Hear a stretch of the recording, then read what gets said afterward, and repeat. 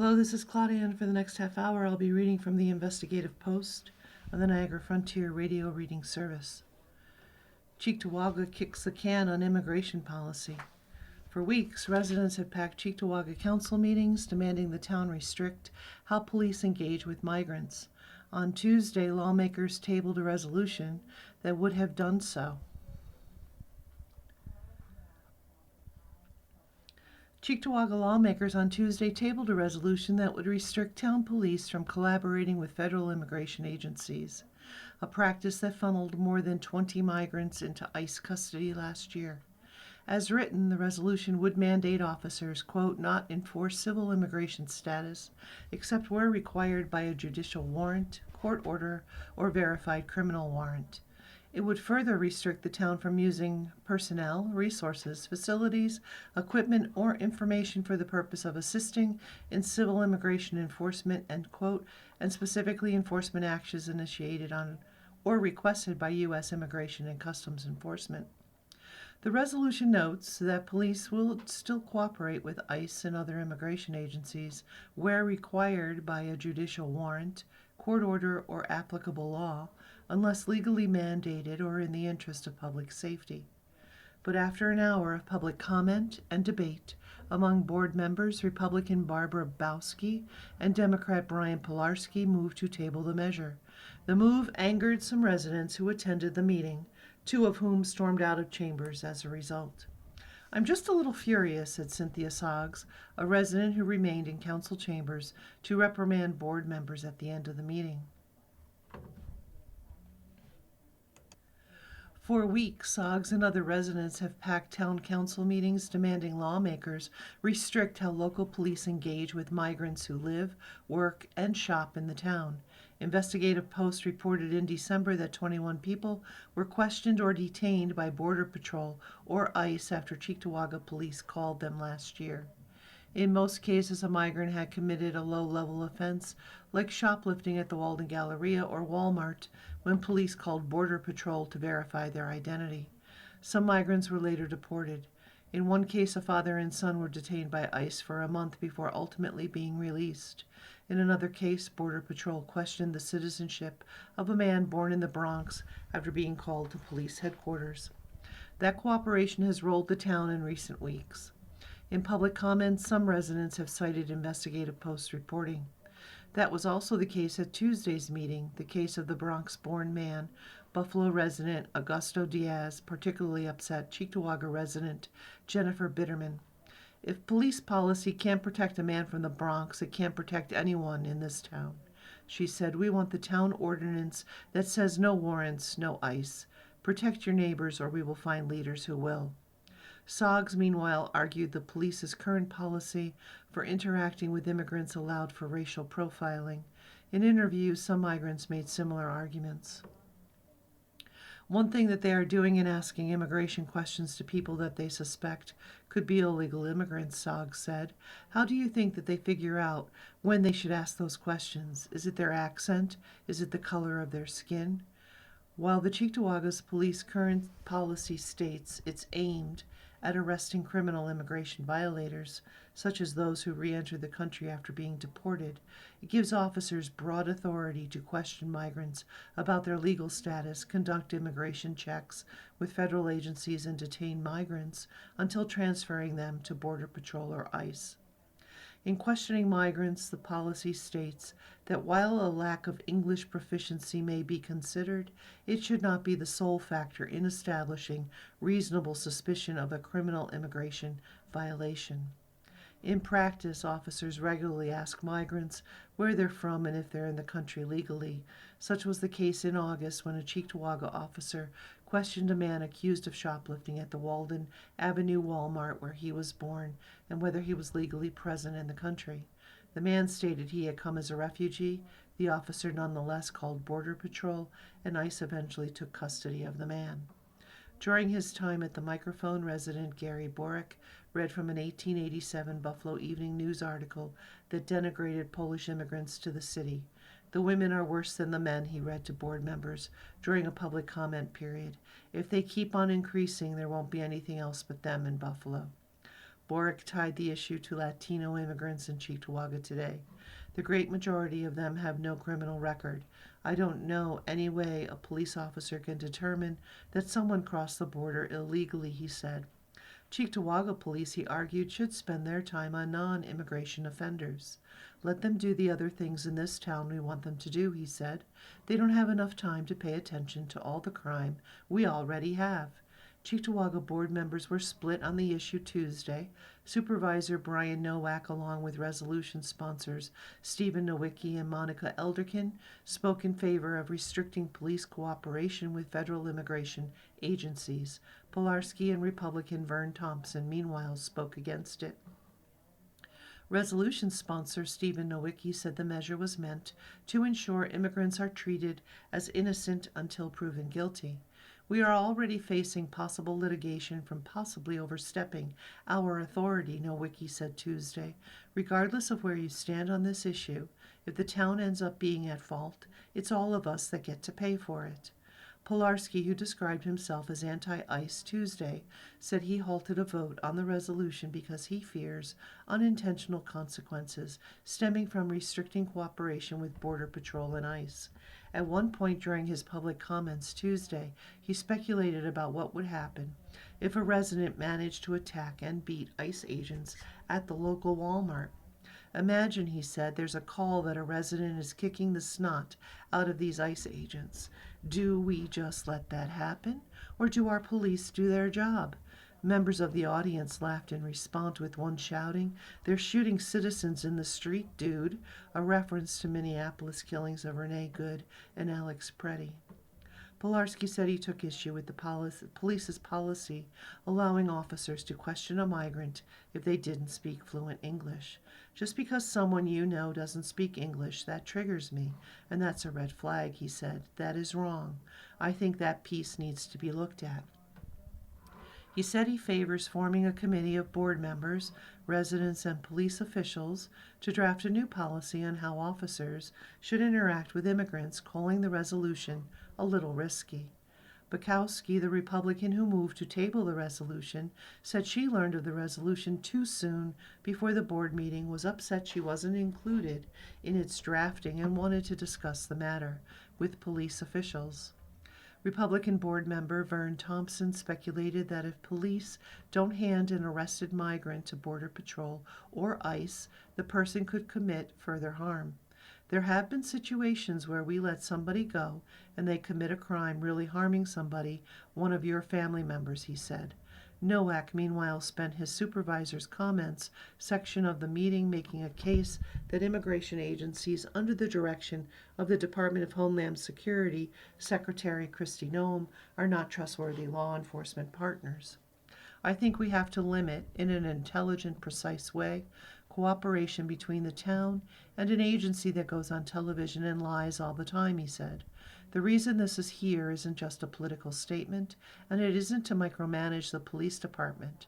It's to rein in something that a lot of people think is bad.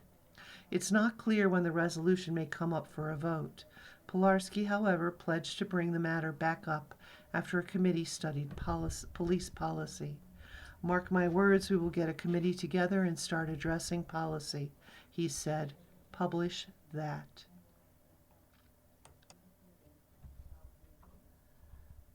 Misconduct allegations could endanger drug convictions. Lawsuit and depositions involving management of the Niagara County Forensics Lab include claims that the former director, the sister of a prominent state senator, engaged in harassment, unprofessional behavior, and conduct that could compromise criminal cases. In a lawsuit, 2 former employees of the Niagara County Forensics Lab have accused a former director of mismanagement and misconduct that legal experts say could compromise criminal convictions that relied on the lab's analysis. The plaintiffs, a father and daughter, claim Corey Ort Grice, the sister of the state senator minority leader Robert Ort, harassed and defamed them over a 2-year period, compelling one to quit and the other to retire early. The father, Thomas DeFonso, claims Ort Grice turned on him after she pushed him to certify a lab chemist to do forensic drug analysis for criminal cases. DeFonso refused because he believed the chemist lacked sufficient training at the time. She was cleared to do the work anyway, according to DeFonso. He said he alerted his superiors to the sheriff's office to the analyst certification issue as early as March 2020, but nothing was done.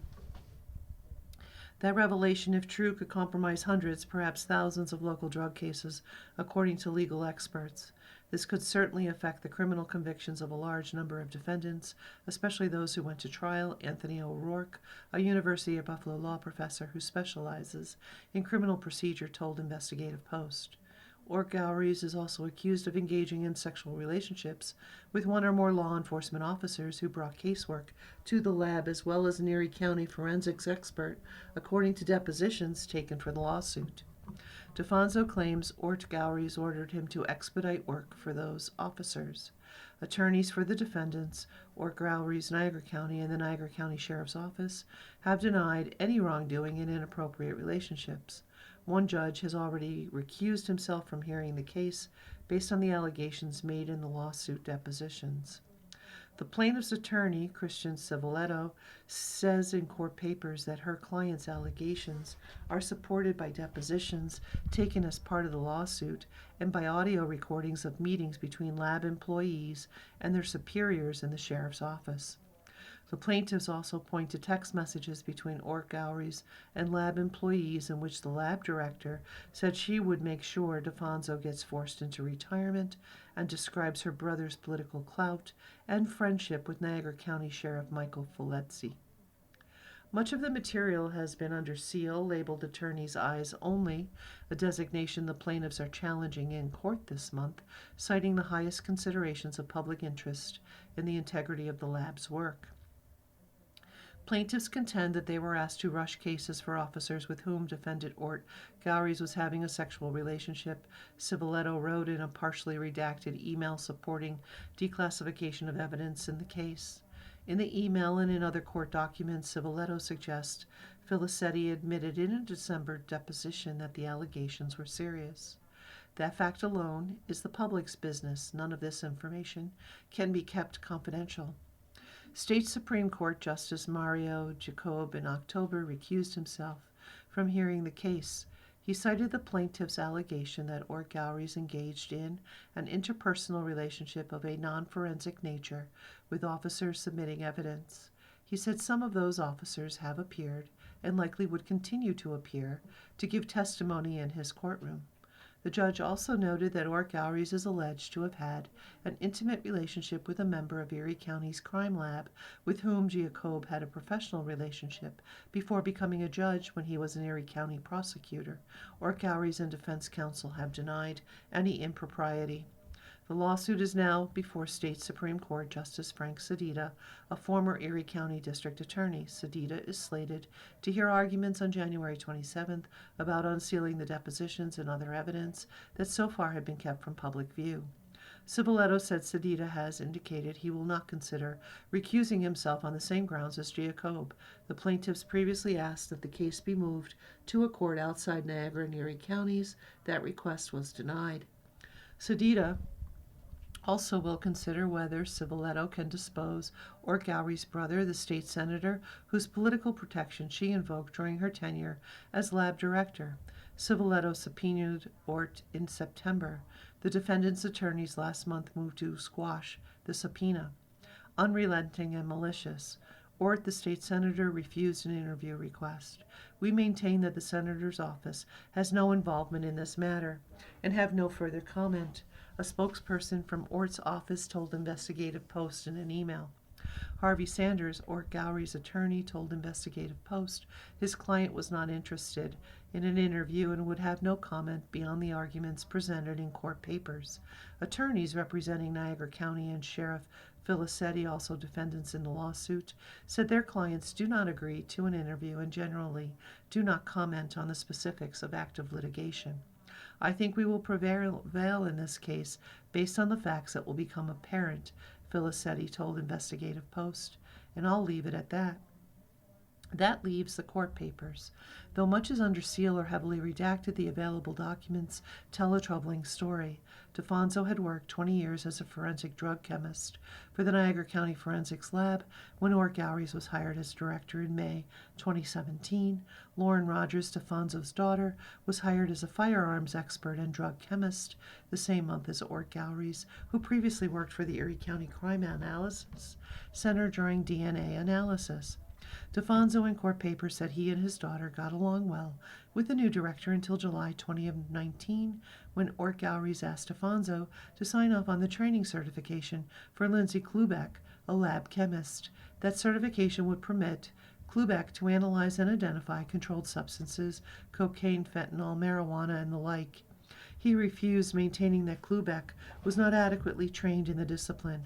Her training binder comprised 3 pages of documented training cases, whereas Rogers, already certified as a drug chemist, had more than 500 pages in her training binder. The relationship immediately went south. For the next 2 years, according to the lawsuit, Ort Gowries waged an unrelenting and malicious campaign of harassment directed at DeFonso and Rogers. According to the DeFonso and Rogers, Ort Gowries set unreasonable deadlines for work assigned to them, but not for other employees, gave them conflicting directives verbally and by email, then held them accountable to whichever of the contradictory directives they failed to meet, sought opportunities to criticize or embarrass them in front of other staff members, enlisted lab staff to spy on DeFonso and try to catch him doing something wrong, told female employees that DeFonso hated women and opposed their hiring, and had claimed a female lieutenant was promoted to captain only because she provided sexual favors to the management, regularly referred to plaintiff DeFonso as asshole and plaintiff Rogers as the entitled little bitch. Klubeck, an other lab employee, Michelle Scotland, would later corroborate DeFonso and Rogers' harassment complaints, first in statements given to sheriff's officials, then in depositions for the lawsuit. Along the way, Ort Gowries badmouthed DeFonso and Rogers to co-workers, often in person, but also in hundreds, perhaps thousands, of text messages, according to the lawsuit. In those texts, the lab director conveyed her disdain for them. You're listening to a reading of articles and features from the Investigative Post on the Niagara Frontier Radio Reading Service. Continuing with our article. According to the complaint, Ort Gowries frequently announced that she was untouchable because of her brother's political clout and friendship with the sheriff. She told staff her brother would direct state money to the lab and may run for governor, so the administration, including defendants, would do what she wanted. In March of 2020, DeFonso met with Niagara County Sheriff Deputy Chief Patrick Wydell to discuss his problems with Ort Gowries. DeFonso told Wydell about the issue with Klubeck certification. Wydell dismissed DeFonso's concerns as a difference of opinions and told him to try to get along with Ort Gowries. That fall, Ort Gowries gave DeFonso the first negative job performance review of his career. This prompted another meeting with Wydell and other officials, this time with Ort Gowries in attendance. According to the complaint, the lab director admitted in that September of 2020 meeting she had lied in her written reprimand of DeFonso. In May 2021, Ort Gowries began requesting that certain officers' drug cases be given priority over the rest of the sheriff's forensic laboratory caseload, according to the complaint. After DeFonso asked why Ort Gowries was accepting drug evidence directly from those officers in her office, a departure from past practice, the lab director installed paper over the windows to her office so that nobody could see inside when she had a visitor. Banished to the gun range in June 2021, Ort Gowries gave Rogers her first negative job performance review, citing a failure to meet a work deadline. Her punishment, Ort Gowries moved Rogers' desk into the firearms room where guns are fired to perform ballistics tests, creating a toxic environment with lead in the walls, ceilings, and floors. Sheriff Filesi, Under Sheriff Michael Dunn, and Wydell, the deputy sheriff, all reviewed and approved the recommended punitive action according to the complaint. Rogers gave her 2 weeks' notice on August 9, 2021. Before she left, according to the complaint, an angered Ort Gowries threw files at Rogers and told her that if she ever became pregnant, she would force her to stay in the firearms room and continue to fire weapons, continuing her exposure to lead and noise. Shortly thereafter, DeFonso filed his retirement papers. He told co-workers he planned to work another 5 years. DeFonso did not want to retire early and leave a long and distinguished career, but he had been driven to the point where no reasonable person could withstand the abuse and harassment, according to the complaint. On September 3, 2021, Clubeck and Scotland met with their supervisors in the sheriff's office along with a union representative and labor attorney for the county. In the recorded conversation, they confirmed Ort Gowrie's 2-year campaign of harassment against DeFonso and Rogers, described the dysfunctional atmosphere she fomented in the lab. They also told their bosses about Ort Gowrie's expediting casework for select law enforcement officers. The sheriff's office then launched an internal investigation, interviewing other lab employees and Ort Gowries. On September 17th, facing the possibility of misconduct charges, Ort Gowries resigned. In July 2022, DeFonso and Rogers filed a lawsuit in federal court alleging they'd been punished for speaking up about serious improprieties that threaten the integrity of the criminal justice system in Niagara County. That First Amendment-based complaint was dismissed in February 2023. The current lawsuit was filed in state court that July, this time arguing workplace harassment and defamation. Attorneys for Ort Gowries, the sheriff in the Niagara County, issued blanket denials of nearly every allegation made against their clients, according to a Niagara Gazette report. Sanders, Ort Gowries' attorney, described the plaintiff's claims about his client as nothing more than conjecture and imagined motives. Much of the action in the case for the past year and a half has related to the confidentiality of audio recordings and transcripts, as well as the text messages between Ort Gowries and other lab employees. As previously reported in the Gazette, Niagara County officials maintain some of the material may remain confidential because they were obtained as part of an internal investigation into a personnel matter. The aftermath. Mark Shaw, a veteran forensic scientist with expertise in chemical and ballistics analysis, came out of retirement to serve as interim lab director after Ort Gowries resigned. Clubeck was named supervisor of the lab's controlled substances section after DeFonso retired. Shaw wrote a letter in November of 2021 addressed to whom it may concern, saying he'd reviewed Clubeck's training binder and was satisfied she had completed the necessary criteria to analyze seized drugs. But questions remain about the lab's operations under Ort Gowries' tenure. In March 2023, a year and a half after Ort Gowries resigned, the New York State Commission on Forensic Science notified the lab of 8 violations, including misrepresentation of information, fabricating and backdating training documents, and conduct unbecoming of a laboratory, according to a Niagara Gazette report. The following month, DeFonso gave testimony at a special hearing of the Commission, which oversees forensic labs across the state. DeFonso, in an affidavit, said he told the Commission he never signed off on Clubeck's training binder because she was not trained. He told them he was the only person in the lab at the time who had the credentials to sign off on her certification. After that hearing, the Commission sanctioned the lab for various failures, including poor record keeping and failure to operate independently, particularly in the instance where a lab's administration is also a customer of the lab. The sanctions letter offered a corrective action plan that included hiring a quality assurance manager and an outside consultant to review the lab's casework, as well as ethics training for all relevant parties. A copy of Clubeck's training schedule submitted to the court shows beginning and end dates for the drug training in question, but no initials from a supervisor verifying she'd completed the work. All the other training fields in the schedule had been initialed. O'Rourke, the UB law professor, said he worked as a federal defense attorney in which questions about lab work led to acquittals. Here, he said, the quality of Clubeck's work might not matter. What matters is whether prosecutors at the time told the court she had professional qualifications that might not have been properly awarded. If that person doesn't have the expertise that they have held themselves out to have in court, then they would certainly allow a reasonable juror to doubt the strength of their testimony, he said. Whether convictions might be reopened or even reversed depends on how critical the analyst's lab work and testimony were to the guilty verdict. Christine Bartholomew, a UB law professor with expertise in evidence handling, told Investigative Post. She said a defense attorney informed of the certification issue would have had a field day on cross-examination, sowing doubt about the reliability of the analyst's testimony and lab work.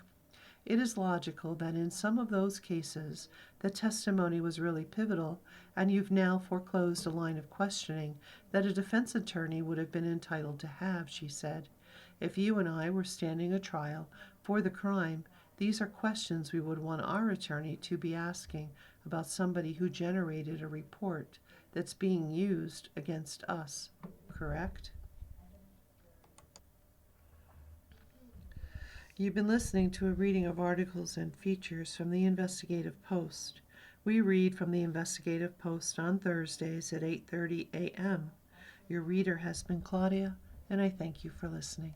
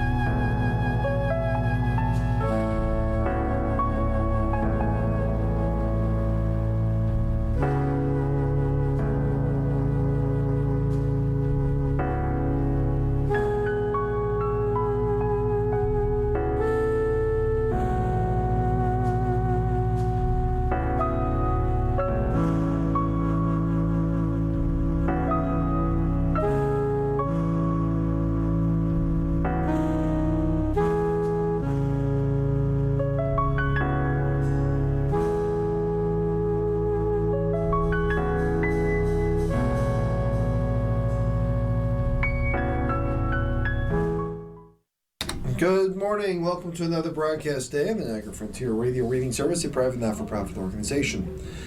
As always, please feel free to contact us with your comments, suggestions, and any questions you may have. Our phone number here is area code 716-821-5555. Our agency website is nfradioreading.org.